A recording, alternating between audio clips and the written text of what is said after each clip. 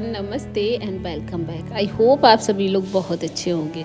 तो लाइफ है, लाइफ में थोड़े बहुत चेंजेस और मूवमेंट्स चेंज होते रहते हैं। कभी हम बिजी रहते हैं, कभी हम फ्री रहते हैं, कभी घर के बहुत सारे काम होते हैं, कभी बहुत ना के बराबर काम होते हैं। तो ऐसे में हमें सिर्फ लाइफ को मैनेज करना है, उसी तरह से टाइम को भी मैनेज करना होता है।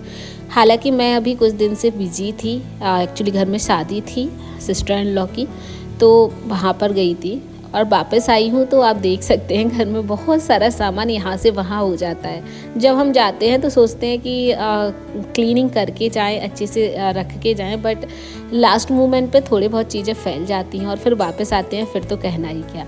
तो थकान काफ़ी हो जाती है। तो मैंने एक दिन तो रेस्ट लिया अच्छे से एंड देन फिर मैंने स्टार्ट किया अपने घर को रीऑर्गेनाइज़ करना। सबसे पहले बारी आई है कि मैं अपने लगेज को खाली करूं और जितनी भी क्लीनिंग के लिए हैं, वॉश करने के लिए कपड़े हैं, उनको रखूं।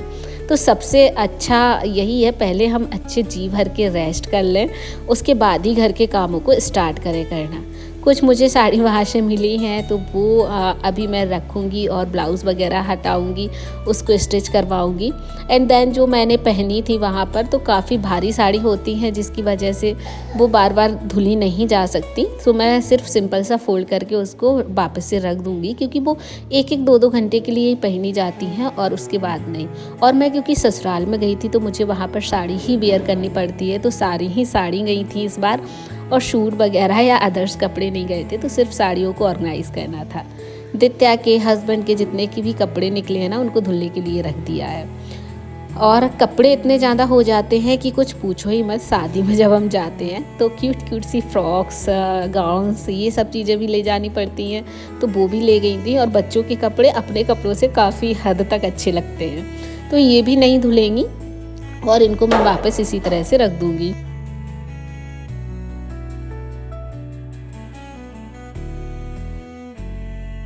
और सारे कपड़े सिलेक्ट करने के बाद आप एक कोई टब या कोई बास्केट रख लीजिए, जिससे कि आपको आसानी हो जाए कपड़े को यहाँ वहाँ करने में। लोडिंग के लिए सभी कपड़े लगा देंगे। एक लोड मैंने पहले लगा दिया था ताकि कुछ चीज़ें धुल जाएं, उसके बाद मैं दूसरा लोड लगाऊंगी। इस तरह के मॉर्निंग में ये सब काम कर लूँ तो आसानी से आफ्टरनून तक कपड़े सूख भी जाते हैं, रख भी जाते हैं। तो मैंने लोडिंग लगा ली। देन मुझे नहाना था, तो इसके पहले मैंने क्या किया कि थोड़ा सा फेस पैक वगैरह लगा लिया, थकान क्योंकि बहुत हो गई थी। इसके बाद मुझे जैसे कि मैं नीचे अपना खाली कर रही थी, फिर मैं ऊपर लेके आई, क्योंकि ऊपर रूम में ही मैंने सारे अपने क्लॉथ्स रखे हुए हैं जो मैं पहनती हूँ। तो साड़ी हुई है या फिर और क्लॉथ हुई, मैं ऊपर की क्लोजेट ही अपने लिए कर रखी है। तो यहाँ पर सभी साड़ियों को ऑर्गेनाइज़ कर दूँगी और जितने भी ब्लाउज़ पेटीकोट्स थे उनको भी रीऑर्गेनाइज़ करूँगी। इस तरह के ऑर्गेनाइजर्स बहुत यूज़ आते हैं इन सब चीज़ों को, या कपड़ों को, या बच्चों के कपड़ों को ऑर्गेनाइज़ करने के लिए। इनकी मैं लिंक दे दूँगी, बहुत अच्छे हैं, क्यूट से हैं, स्पेस सेविंग है। और इसके ऊपर कवर भी है, जिसकी वजह से एक के ऊपर एक ऑर्गेनाइज़र स्टैक करके रख सकते हैं।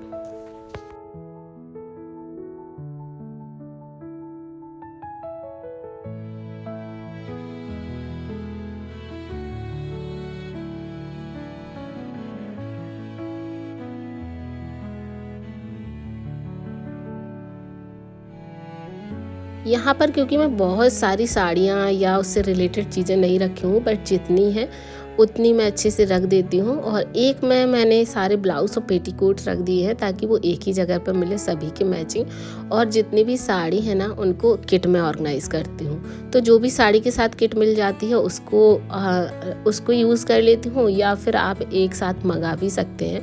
बट मुझे लगता है अगर कोई चीज़ साथ में मिल रही है तो अलग से खर्चे करने की ज़रूरत नहीं होती है, उनको हम ऑर्गेनाइज़ कर सकते हैं, रीयूज़ कर सकते हैं। जैसे कि बहुत अच्छी हार्ड पॉलीथिन की ये किट्स होती हैं, जिसकी वजह से जितनी भी साड़ियाँ हैं ना, वो बहुत अच्छे से सेफ्टी के तरीके से रखी रहती हैं। तो अभी मैंने रिसेंटली एक दो साड़ी ली थी, उनको रख दिया है। हैवी है काफ़ी, और बाकी का मैंने इस तरह से किट में रख दी है ताकि वो अच्छे से रहें। अब इनको बार बार संभालने की ज़रूरत नहीं होती है, जब कभी भी हम यूज़ कर रहे हैं बस किट उठाई और यूज़ कर ली। तो ये ज़्यादा बेटर रहता है और इस तरह से अलग अलग साड़ियाँ रखने से। तो जितनी भी साड़ियाँ थी ना उनको रख लिया है, कुछ मेरी ऐसे ही रखी हुई हैं जिसके लिए मुझे किट लेनी है, और होंगी भी यहाँ वहाँ पड़ी होंगी, क्योंकि मैंने अभी रिसेंटली सारी चीज़ें खोल के देखी थी। और यहाँ पर मैंने ना साड़ियों का बहुत ज़्यादा कलेक्शन नहीं रख रखा है, क्योंकि अभी मैंने बिल्कुल बहुत कम, ना के बराबर ही साड़ी यूज़ होती है। जब कभी भी इन लॉज़ के यहाँ जाती हूँ या कोई फंक्शन होता है तभी साड़ियाँ रखती हूँ। तो सिंपल साड़ी थोड़ी कम है, जबकि हैवी, हल्की सी हैवी जैसे फंक्शन वियर थोड़ी ज़्यादा है। तो ये छोटी सी अलमीरा दित्या की थी, मैं पुराने घर में यूज़ किया करती थी, और इसकी लिंक ना काफ़ी लोगों ने मांगी, तो ये मैंने लोकल मार्केट से ख़रीदी थी, तो लिंक तो नहीं है, बट अगर रिलेटेड चीज़ें मिलेंगी तो मैं आपके साथ लिंक भी शेयर कर दूँगी। तो इस क्लोजेट में ना छोटी सी है, बट मेरी साड़ियाँ इसमें आ जाती हैं।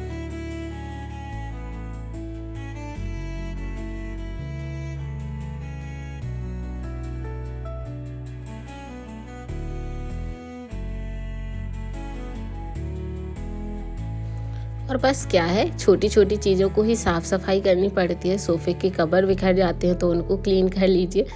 ऐसे ही घर अपना डेकोरेट भी रहता है और ऑर्गेनाइज भी रहता है, क्योंकि हम चाहें कि हम नहीं एक दिन में सारा घर कर लें या फिर करें ही नहीं तो घर एकदम से क्लटर्ड हो जाता है। तो धीरे धीरे करके घर को रीऑर्गेनाइज करना शुरू कर दीजिए। अगर आप बाहर जा रहे हैं तो कुछ चीज़ें ऐसी हैं जो करके जाइए कि वापस आके नहीं करनी पड़े, बट कुछ होती है कि हाँ वो बिखर जाती हैं, उनको करना ही पड़ता है, तो उनके लिए आप रेस्ट लेके टाइम निकाल सकते हैं। तो मैं तो ऐसे ही करती हूँ और ये मेरे लिए परफेक्ट काम होता है। तो यहाँ पर सोफे को भी ऑर्गेनाइज कर लिया। अब बारी आई है किचन में जाने की, तो थोड़े बहुत खाने पीने के लिए कुछ बनाऊंगी, क्योंकि जब कभी भी घर से आते हैं या कहीं से आते हैं तो थोड़ी सी खाने की तो प्रॉब्लम हो ही जाती है।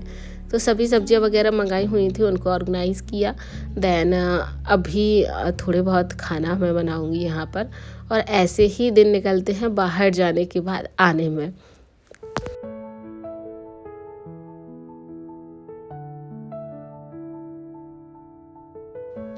इसी वजह से मेरे कुछ दिन से ब्लॉग्स भी नहीं आ रहे हैं और मैं कुछ शेयर भी नहीं कर पा रही हूँ। बट अगर आप मुझे इंस्टाग्राम पर फॉलो करते होंगे तो वहाँ पर मैंने रील्स बहुत सारी शादी की शेयर की हुई हैं, काफ़ी अच्छी अच्छी।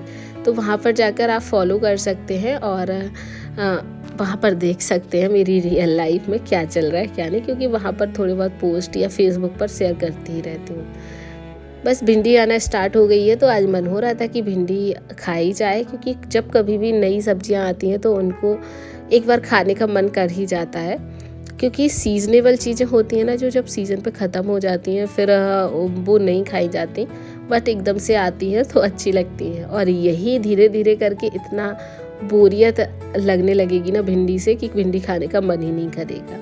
तो अभी मैं बना रही हूँ भिंडी, और भिंडी बहुत सिंपल तरीके से बनती है तो जल्दी बन जाएगी। और मैं जब भी ऐसे हूँ बाहर से आती हूँ तो सिंपल चीज़ों को ही बनाना पसंद करती हूँ, जो ज़्यादा टाइम ना लगे और जल्दी से खाना पीना बन जाए।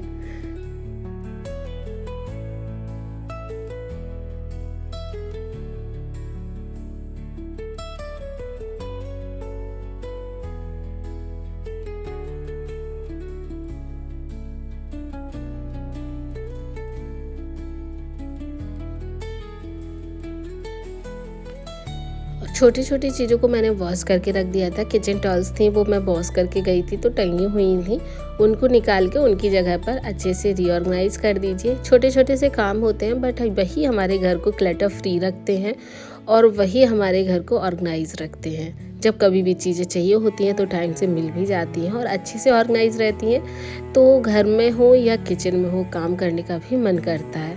तो जितने भी किचन टॉल्स थी ना उनको मैं क्लीन करके रख दिया था, और ऐसे एक दो दिन में इतनी टॉल्स निकल आती हैं कि सबको क्लीन करके रख दीजिए। ये पिंक वाली है ना, ये बहुत अच्छे से साफ़ हो जाती हैं, कैसे भी गंदी हो जाए तो 1 मिनट में साफ़ हो जाती हैं। तो मैंने उनको ऑर्गेनाइज़ कर दिया है। छोटी मोटी घर में कचरा फैला हुआ था उनको साफ़ कर दिया है।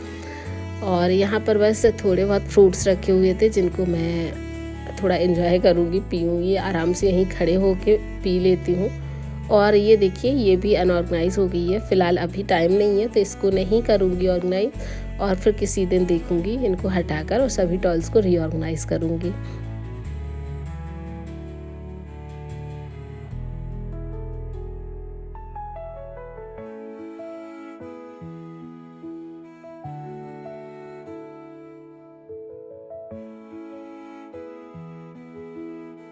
एक्चुअली जब मैं जा रही थी तो मलाई नहीं निकाली थी मैंने, यानी घी नहीं बनाया था, क्योंकि वो टाइट था। फ्रीज़र में मैं रखती हूँ और मैं निकालना भूल गई थी, तो सोचा फिर लौट के आके करूँगी।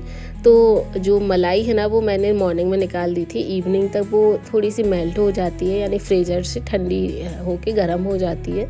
इसके बाद बहुत सिंपल है, एक ही बर्तन में, बड़े बर्तन में निकाल लीजिए, ज़्यादा बर्तन गंदे करने की ज़रूरत नहीं है। हैंड ब्लेंडर से इसको अच्छे से मिक्स कर दीजिए। मिनटों में घी निकल आता है, टाइम भी नहीं लगता है, मिक्सी में तो काफ़ी टाइम लगता है, बट अगर आपके घर में हैंड ब्लेंडर है तो उससे बहुत कम टाइम लगेगा। तो बस थोड़ा सा घुमाना है, एक बार फिर से पानी में डाल के पॉज कर लीजिए और हमारा मक्खन बनकर तैयार है। अगर घर का बटर खाना चाहते हैं ना तो ये वाला जो जैसे ये बटर निकला है, इसको हल्का सा नमक डाल के और जमा दीजिए फ्रिज में, नमक और हल्दी डाल के, तो ये हमारा होममेड बटर भी बन जाता है।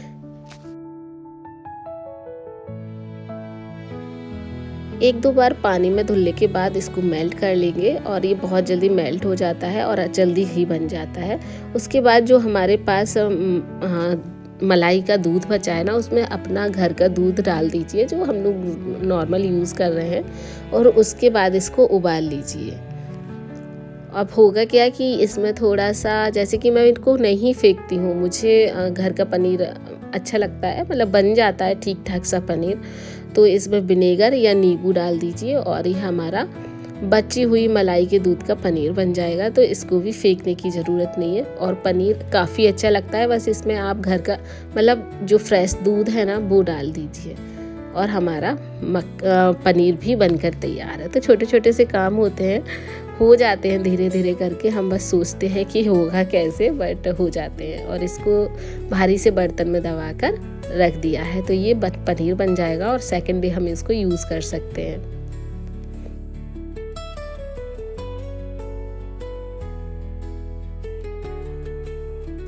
और बच्चों को कुछ ऐसी चीज़ें हैं ना जो अच्छी लगती है, या कह लीजिए खाने में, या फिर कह लीजिए वो कलर में, उसको पीने में उतना अच्छा नहीं लगता है स्ट्रॉबेरी जूस, मतलब मिल्क, बट इसको कलर इसका इतना प्यारा लगता है कि ये अपने आप बनवा लेती है कि इसका स्ट्रॉबेरीज़ का आप जूस बना दीजिए या फिर शेक बना दीजिए। तो मैंने बस दूध में मिक्स करके उसको शेक बना दिया है, थोड़ा सा चीनी डाल के, क्योंकि इस टाइप स्ट्रॉबेरी काफ़ी खट्टियाँ आती हैं। ओके दोस्तों, यही था आज का वीडियो। अगर पसंद आया है तो लाइक करना और चैनल पर नए हैं तो ज़रूर से सब्सक्राइब कर लेना। मिलते हैं आपको एक नए और इंटरेस्टिंग वीडियो के साथ, तब तक के लिए आप लोग अपना ख्याल रखिएगा। Bye bye, tata and take care.